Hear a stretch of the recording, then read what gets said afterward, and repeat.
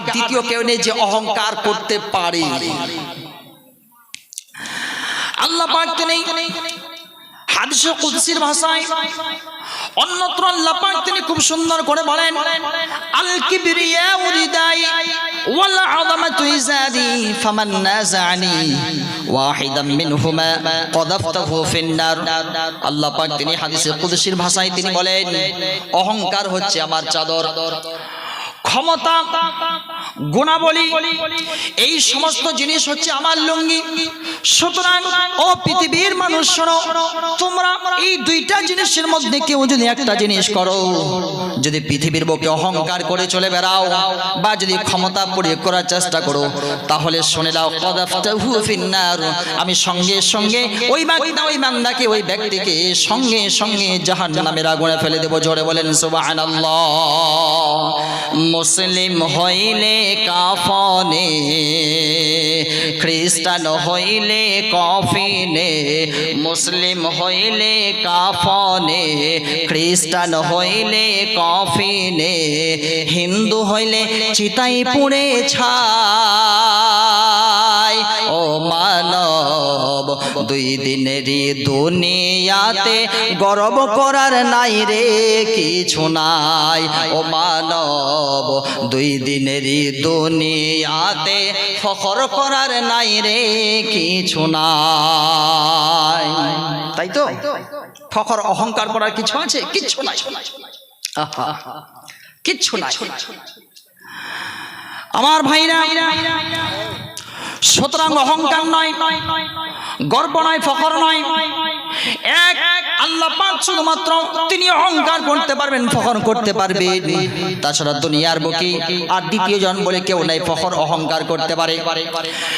এই জন্য সকলকে আহ্বান জানাচ্ছি, যে ব্যক্তি অহংকার মুক্ত থাকতে চায়, ফখর করে আল্লাহর জমিনে চলতে চান না, তাদের একমাত্র সবচাইতে ভালো জায়গা হচ্ছে নামাজের জায়গা।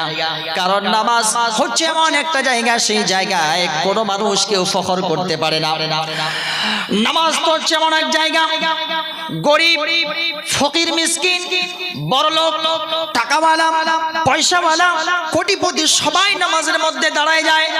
কারো বাবার ক্ষমতা নাই, যদি গরিব মানুষটা যদি পা বড় মানুষটার বড় লোকের পায়ের সঙ্গে লেগে যায়, বড় লোকের বাবার ক্ষমতা নাই, বলে দেয়, ওই তুই পাখানাকে কেন লাগালি? তাই তো কবি খুব সুন্দর করে বলেন, এক হি সফ মে খড়ে হো গয়ে মাহমুদ ও আয়াজ, एक ही सफ में खड़े हो गए महमूद ओ अयास, ना कोई बंदा रहा ना कोई बंदा नवाज। একই কাতারে দাঁড়িয়ে গেছে সম্রাট মাহমুদ আর পাশে তার গোলাম আয়াজ, ড্রাইভার গোলাম চাকর দাঁড়িয়ে গিয়েছে, নামাজের মধ্যে দুজনে দাঁড়িয়ে গিয়েছে, গোলামের পা তার সম্রাট মাহমুদ বাদশার পায়ের সঙ্গে লেগে গিয়েছে। বাদশার এ বলার ক্ষমতা নেই, এ গোলাম পাখানাকে কেন লাগালি? সুতরাং নামাজ হচ্ছে এমন একটা জায়গা যে মানুষকে অহংকার মুক্ত করে, ফখর থাকে না। আর সালাম দিবেন মানুষকে, সালাম দিবেন, অহংকার মুক্ত হবে। সালামটা এমন একটা জিনিস, মানুষের মধ্যে মিল মহব্বত ভালোবাসা সৃষ্টি হয়। কিছু কিছু যুবকরা আছে হোটেলে যায় আর বলে, please give me a drink water, আমাকে এক গ্লাস জল দাও। এই যে এক গ্লাস জল খাবার পর বাম হাত দিয়ে ঢক ঢক ঢক ঢক করে খেয়ে নেয়, এটা তাদের একটা স্টাইল। এখানেও রয়েছে অহংকার, গর্ব, ফখর। সুতরাং এগুলো নয়। আল্লাহর নবীর কাছে কোন একটা মানুষ আল্লাহ নবীর কাছে এসে উপস্থিত, খাওয়া আরম্ভ করেছে, বাম হাত দিয়ে খায়, অহংকার করে খাচ্ছে। সঙ্গে সঙ্গে আল্লাহ নবী তিনি বলেন, ইয়া গোলাম সাম্মিল্লাহ ওয়া কুল বিয়ামিনিক ওয়া কুল মিম্মা ইয়ালিক। হে গোলাম, হে মানুষ শোনো, তুমি আল্লাহর নাম নিয়ে প্রথমে খাওয়া আরম্ভ করো। দ্বিতীয় নম্বরে তুমি ডান হাত দিয়ে খাবে। তৃতীয় নম্বরে সামনে তোমার যা আছে সেই জিনিসটা, সেই ভাতগুলো আগে তুমি খাবার খাবে। ওই মানুষটা বলতেছে, লা ইস্তাতা, না আমি কখনোই এরকম খাবো না, আপনি যা বললেন তেমনটা আমি খাবো না, এটা হতে পারি না। মা ইস্তাতিতু, আল্লাহর নবী যখন এই কথা বললেন সঙ্গে সঙ্গে আল্লাহর নবী তিনি বলতেছেন মা ইস্তাতা, যাও তুমি যেন কোনোদিন সারা জীবন যাতে করে ডান হাতে তুমি না খাওয়াতে পাও। যখনই আল্লাহর নবী তিনি কথা বলেন সঙ্গে সঙ্গে এই দোয়া এমন কবুল মঞ্জুর হয়ে গেল। ওই লোকটা দুনিয়ার বুকে যতদিন বেঁচে ছিল কোনোদিন সে আর ডান হাতে খেতে পারে নাই। যতদিন দুনিয়ার বুকে সে উঠা বসা করছিল প্রত্যেক দিন সে বাম হাত দিয়ে শুধুমাত্র খাওয়া দাওয়া করতেছিল। তার মানে ডান হাতে খাওয়াটা এটাও হচ্ছে একটা সুন্নাত, তাই তো? ডান হাতে খাবেন, বিসমিল্লাহ বলে খাবেন, এটাও হচ্ছে আপনার জন্য একটা সুন্নাত। শুধু খালি এটা সুন্নাত নয়, সুন্নাতে নয় শুধু দাওয়াতের মেহমান, সুন্নাতে নয় শুধু খাওয়া শেষে মধুপান, সুন্নাতে নয় শুধু দাওয়াতের মেহমান, সুন্নাতে নয় শুধু খাওয়া শেষে মধুপান, আরো কিছু সুন্নাত আছে তুমি জানো কি? জানলেও জীবনে কখনো তা মানো কি? জানলেও জীবনে কখনো তা মানো কি? নারে তাকবীর! একটু জোরে বলবেন গো, অবস্থা দিবেন। ভাইরি আমার, বন্ধুরি আমার, সুতরাং গর্ব করে পৃথিবীর বুকে চলা যাবে না। আল্লাহ পাক তিনি বলছেন ইয়া মা'শারাল জিন্নি ওয়াল ইনসি ইন ইসতাতা'তুম আও তাওফুদু মিন আকতারিস সামাওয়াতি ওয়াল আরদ ফাওফুদু লা তাওফুদুনা ইল্লা বিসুলতান। ও মানুষেরা, ও জিনেরা, কোথায় যাও, কি করো তোমরা? ও মানুষেরা, ও জিনেরা, এইটা হচ্ছে আমার জমিন, এইটা হচ্ছে আমার আকাশ। এই আমার জমিন আমার আকাশ ছেড়ে তোমরা কোথায় যাবে? কোথাও যেতে পারবে? কোথাও না। যেখানে যাবে সেটাই হচ্ছে আমি আল্লাহর জমিন, কোথাও যাওয়ার কোনো ব্যবস্থা নেই।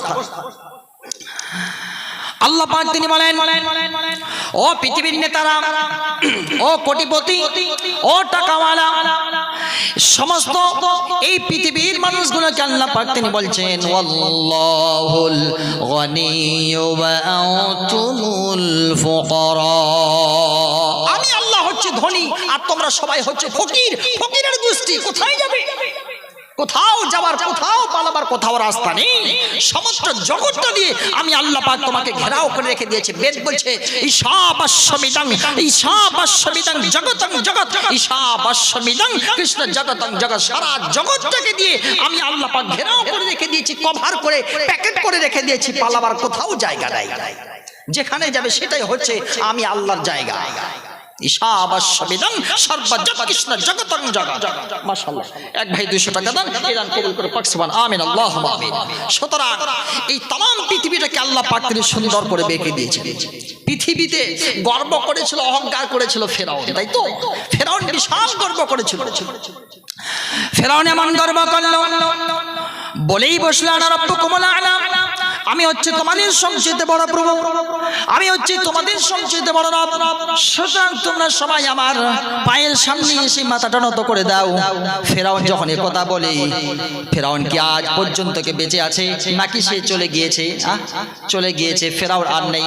ফেরাউনের মতো এই পৃথিবীর বুকে যারা অহংকার করবে না কেন, আল্লাহ পাক তাকেও ঠিক ঠিক তেমনটাই আল্লাহ পাক তিনি শাস্তি দিয়ে থাকবেন।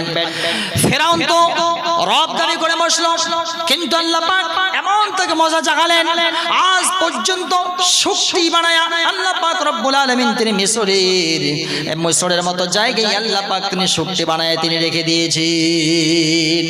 পৃথিবীতে কেউ স্থায়ী হয় না, হোক না সে ফেরাউন কিবা নমরুদ, কেউ ভবে চিরকাল রয় না, কেউ ভবে চিরকাল রয় না। পৃথিবীতে কেউ স্থায়ী হয় না, হোক না সে ফেরাউন কিবা নমরুদ, কেউ ভবে চিরকাল রয় না, কেউ ভবে চিরকাল রয় না। চলে যায় সব ছেড়ে যেতে হয়, মৃত্যু মানে না কোনো পরিচয়, চলে যায় সব ছেড়ে যেতে